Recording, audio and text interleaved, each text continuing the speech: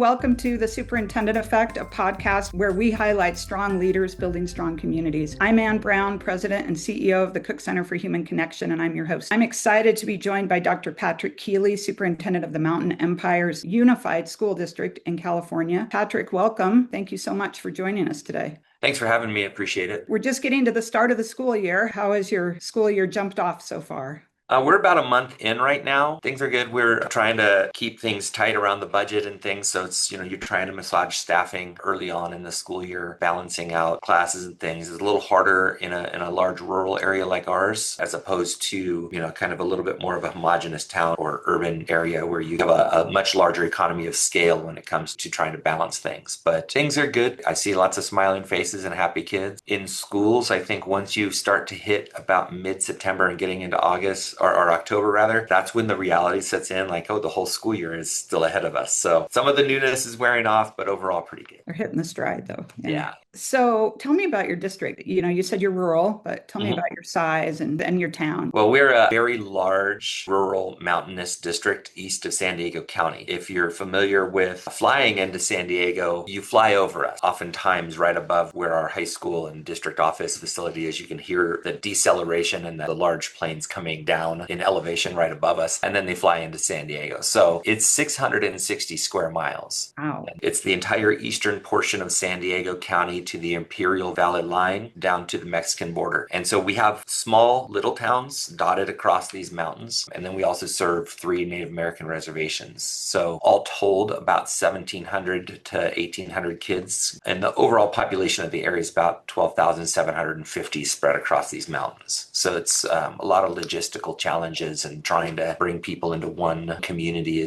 from varying communities is sometimes challenging. So how do you work that? Do you have elementaries in those little communities and then roll up to middles and high in a larger community, or how does that work? Well, we have 4 elementary schools scattered throughout the district, and then we have 1 junior high, so 7, 8, and 1 high school, and those are centrally located or semi-centrally located here in the same physical plant as the district office. Where our high school and junior high is, there's no neighborhood. Oh, wow. The first line in our alma mater is in a meadow near the mountains, and that is about where it's at. There's 2 houses within walking distance of our high school, both owned by the ranch owner next door, but we don't have kids that walk to school at high school at all. The closest kids that live to the high school are 5 to 7 miles away. So everyone rides a bus. Yeah, we drive about almost 5,000 miles a week on our buses. About 85% of our student body is bused to our various schools. So transportation is a huge portion of our district budget, almost 3 times as much as anybody else's encroachment in San Diego County. So it's almost 7.5% of our district budget is transportation alone. What's the longest someone rides the bus? It's got to be a good hour or something. I think our longest bus ride might be 1 hour and 10 minutes. Wow. Yeah. That's a commitment for the kids and for the drivers and for the district. It is.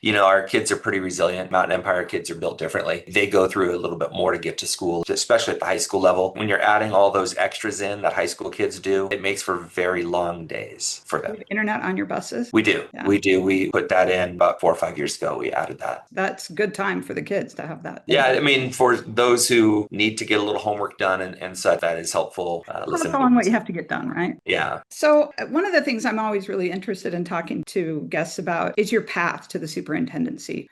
Starting with what motivated you to start in education at the beginning, and then, kind of tell me about your path to the superintendency. Sure. It's interesting because people always go, what's your why? Your why changes as you evolve and, go through your life, I think. Early on, I think I was young and idealistic and thinking I was going to change the world through teaching history and coaching basketball and such. Going into the profession, I tried everything to not be in education, I think. I was getting through school and I was working in restaurants, and, I actually really liked the restaurant industry, but then it became this thing where I was like, I don't want to be working on Christmas Eve and New Year's Eve. Gotten married and was, more thinking about I would want to have a family, and that just makes it harder logistically on family life. I enjoyed high school. Overall, I was involved. I had good friends. I was always kind of drawn back to it. And so went back, started subbing and then getting my teaching credential. So that's kind of what got me in at about 25, 26. I think to get to the path to the superintendency, I don't think I, at that age, was thinking like that. I was like, I'm just going to pull up and get a classroom and coach some basketball. And then it was that shoulder tap kind of thing where, someone's like, can you do our ASB for us? And so then I started doing student activities. And then it's like pretty soon I'm involved in all these other aspects of the school and seeing a bigger picture. Then it was a principal pulled me in and he's like, there's this program, you can get your admin credential and your master's degree. And I'm like, hey, I don't want to be an administrator. And he goes, you need your master's degree. Flat out in this business, you need to get your master's degree if you want to realize your maximum pay. And go do that. The credential comes with it. And then a year later, 2 years later, whenever I finished, he hired me as his vice principal. Going through that program, you start to go, hey, I can kind of do this. A couple of years later, I was actually probably relatively young, but an opportunity to become a principal at a high school. It was kind of like a last man standing, a couple people transferred, somebody else had to step away. And all of a sudden, the staff pushed me and people saw in me something. The opportunity to get to Mountain Empire was a full circle moment because I went here. I graduated from this school. I grew up in these mountains. I live about 30 miles away now. I was in a spot where I was looking for something different in my career. The opportunity to be that principal at Mountain Empire High School came up. And it was kind of this moment where you're like, I get to have the opportunity to be the principal at my own high school. Yeah. And that was super weird, to be honest, because the guy that was my basketball coach was on the school board. My JV basketball coach was still on staff and my algebra teacher was still on staff. So I came back as the principal to teachers that probably thought I was a squirrely kid. So that part was really interesting. And then again, I had a superintendent that saw in me something. And so she pushed me to the doctorate program. And when she was ready to retire to this path,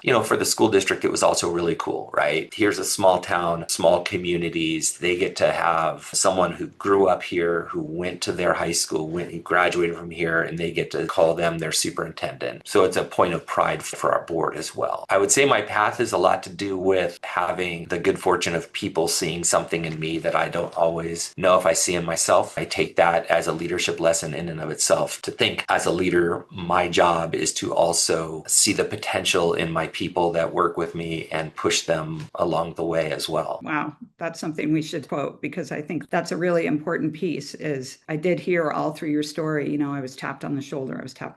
And, you've got to listen when that happens. So I'm so glad that you did. And I think the Empire people are glad that you did as well. Yeah. One of my favorite Broadway plays of all time is Into the Woods. And there is a line in that play where they say, opportunity is not a lengthy visitor. And so I always have, as the opportunities have come up in my career, I've looked at it and, this is the opportunity for me, or this is a good opportunity. And it may not come back. And I think when I first became a high school principal, I was 36 years old. I felt like that was pretty young. And my dad used that quote at me. He turned it right back around on me and is like, this is the opportunity. And so I look at it with that kind of a lens as well. So when you add it all up, I'm trying to do the math here. So you had 4 years to get your undergrad, and then a couple of years for your master's, right? And then a couple more years for your doctorate.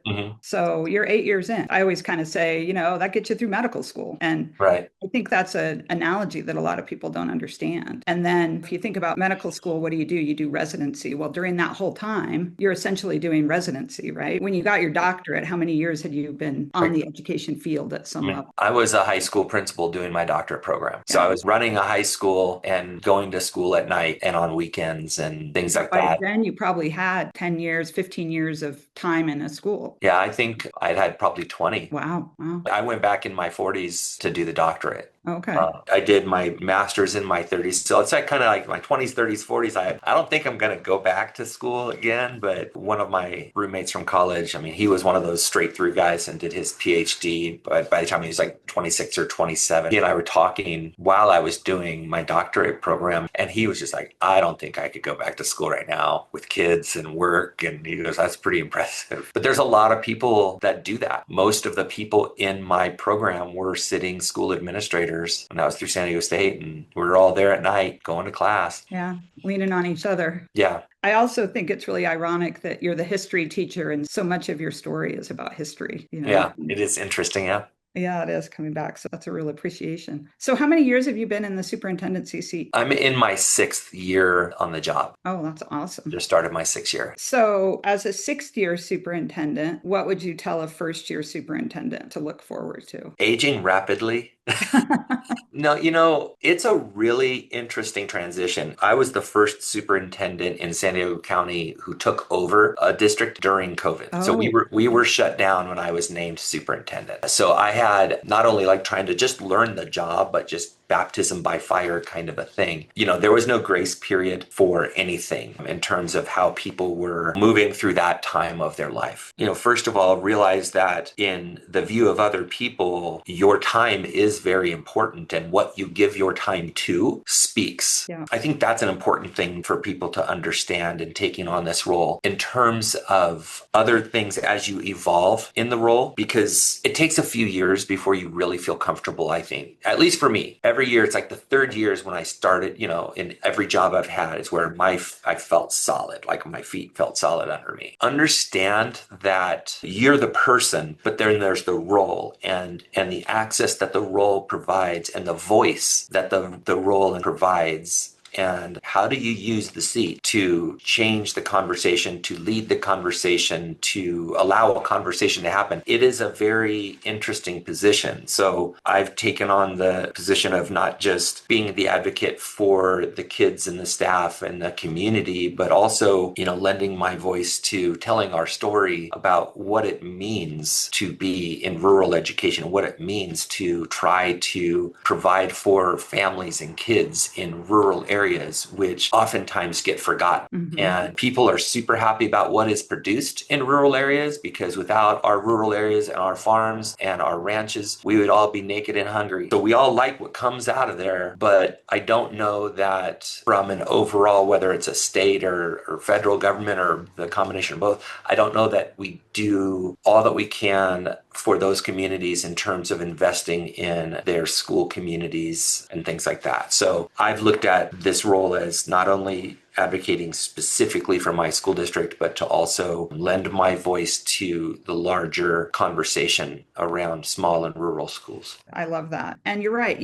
Rural schools, often people think, oh, they're not as good. And that's not the case. The fact that the teachers know every child and you probably know most of the kids and the families and all those kind of things, that just brings such unity and community. I guess I would wrap up your advice to a first year superintendent from everything that you were saying is think beyond your school, right? Yeah. Think about the community and think about where your voice is. And when you were saying that, it reminded me one time when I was a new leader, I was a vice president of an organization. It's like one of those moments that you remember. I sat down in Minneapolis across from, an employee, and I said, hey, I've just got to make a call. Is that okay? And he goes, I may have one chance to have a lunch with you as the vice president. So no, it's not okay. Wow. And I went, you know what? Thank you for telling me that. And I have remembered that every day. It's like you're saying, people respect the role and they respect the position. And in my mind, I'm just Anne trying to get stuff done. Right.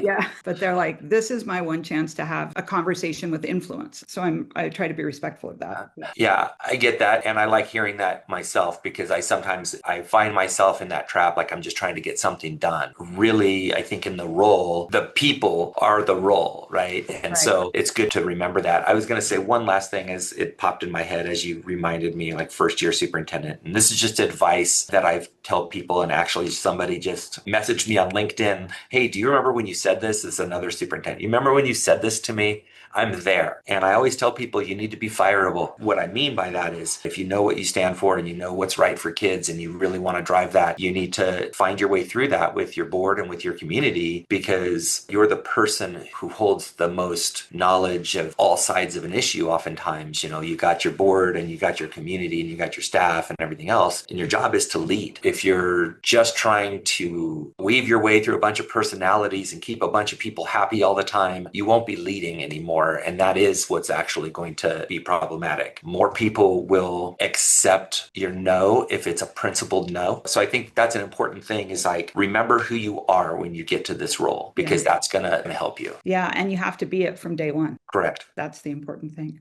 Tell me about one of the most impactful things that you've implemented in your 6 years. Well, I think I was very lucky that I was in the district for 5 years prior. So I could see things that I thought I couldn't necessarily implement from my role at the high school, but I could see things I wanted to change in terms of our district structure and being able to lay out of vision. Coming here was, we're just trying to get things done. We didn't know why.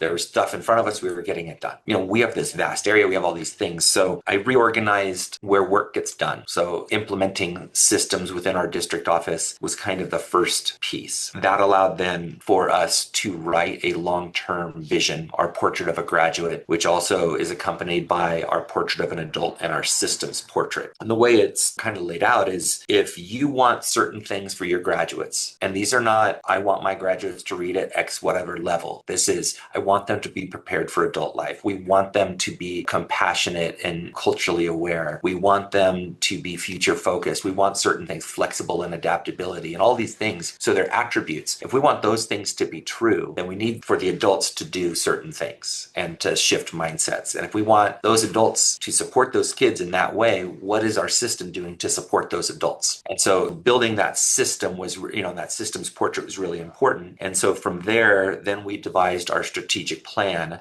Now this is like moonshot vision, right? But your strategic plan isn't, okay, let's just go to the moon tomorrow. Right. It's, what do we have to do along the way? And we're not even going to try to attack the whole system. So we just picked five spots to kind of really push. And one of the biggest was, our facilities are in dire need of some of full replacement and some of repair, modernization and things like that. I mean, the kindergarten classroom that I went to in the 1970s was 40 years old then. Wow. It was built in the Great Depression. That's one building, but We had one plug in it somewhere. probably didn't even have electricity at the time. So, part of our systems portrait was facilities, was part of like, we need to modernize. And it's really hard to modernize those facilities when there's not a tax base to draw enough money from within your area. Yeah. So not only in reorganizing our district systems, so there's ed services that is working on staff development and things like that. And we have human resources that is working now. All of that was in the superintendency prior to me being the superintendent. Superintendent was ed services and HR and superintendent. And so now I've kind of created those spaces, but now they're working on employee retention. I've focused a fair amount of my energy in telling the story about these facilities to start to really get some eyes on it. I mean, we have 2 schools that don't even have potable water for kids to drink. In the United States of America, we have schools that don't have clean drinking water. And we are not the only schools in California that don't have clean drinking water, that we have to truck water in, and our maintenance guys bring it all over the district. It's a huge bureaucratic nightmare to try to make this happen. And so being able to systemize some of our work so I could start really focusing some energy and some voice on, these facilities are inequitable, and it is not appropriate in the United States of America for any child. I don't care where they're from. I don't care what the background is. I don't care if they're impoverished. I don't care if they're super wealthy. It's not appropriate for any kid to go in schools that have these kind of physical conditions. Not in this country that has so much wealth. And that's led us to some victories at the state level, and a few more, I think, that are coming. That's kind of been the focus, a huge focus of the work in the last few years, and some work that we're proud of. Our other piece, our summer learning, our expanded learning opportunities, is amazing and has been featured on a nationwide level. Well, you mentioned that you became superintendent during the COVID era. I know mental health was a big concern. Tell me about, how you're supporting mental health. Sure. When I first came to Mountain Empire for the high school, I knew some certain things to be true, that they were struggling with. Usually the first data point I look at was the California Healthy Kids Survey data for the school. Do kids feel welcome? Do they feel safe? Do they struggle with depression? Do they struggle with potential substance abuse? All of those things. And in rural areas, usually those are higher anyway, because there's a lot of isolation. There's lack of resources. And so I looked at that data, and then I also noticed very quickly, kids that did need that mental health support, you're in a rural area, you're very far away from any services. If you are leaving to go to a mental health appointment in the middle of your school day, because they don't always happen in the evenings, you are leaving school, you're driving 45 minutes to an hour till you get to your appointment. You're in your appointment for an hour to get back to school. If you were coming straight back to school, you were coming back for another hour. So you're missing 3 hours of your school day, sometimes once a week if they had a weekly appointment. And that's crazy. And so I worked with our superintendent at the time, and we contracted with a group to have a mental health therapist on our school site. Not a school counselor, but a clinician on our school site. Oh, that's awesome. You hit the nail on the head with some of your stories. At the Cook Center, we talk about the 4 A's. We talk about accessibility. So exactly what you're talking about, it's not accessible. Availability. So, my own story is I was living in a rural area, and my choices when my son needed help was 3 hours to Boise or 5 hours to Salt Lake City. And so we eventually moved to Salt Lake City. And then when he needed help, I was 3 to 6 months away from services. So I really understand the difference between accessibility and availability, right? Mm-hmm. And then it's the acceptability piece of it. One of the things you guys have is the Mental Health Series platform. And what that does, the people who come to the sessions, that's a wonderful thing. But it also, just by you putting those out there every month and saying, here's topics that we're going to cover this month, people say, oh, I'm not the only one.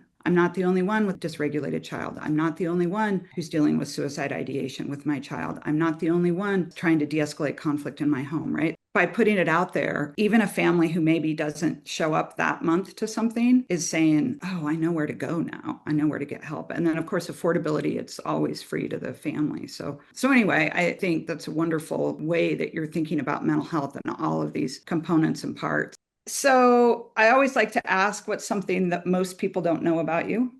Gosh, I'm an open book. I think there's an interesting piece to, executive leadership where I think for some people, it's like, I need to not let people in because I need to maintain the mystery. And I'll come in, I'll talk about my weekend with anybody, I want also for people to know, like, I don't want you thinking about work on your weekends. I want you to think about your family and do all those things. I would say my wife and I are huge music fans, and we tend to go to an overabundance of concerts and things like that. So, every year we go with a large group of friends from throughout the country to the New Orleans Jazz Festival and Wow. do that. We got a concert Thursday night this week, and we do those kind of things when we can. That's amazing. Well, I loved your into the woods reference, and Yeah, we do the theater scene as well when we can, and yeah, I love theater too. So we do our Padre baseball. We do it all. We have our season tickets for that, our Friday nights, and that's amazing. so. Well, thank you so much. I think that Mountain Empire Unified School District is so lucky to have you at the helm and to have given your 6 years as the superintendent and even more at the other administrative levels, and your heart and your history is there. So I think that they are very lucky to have you as a strong leader leading their strong community.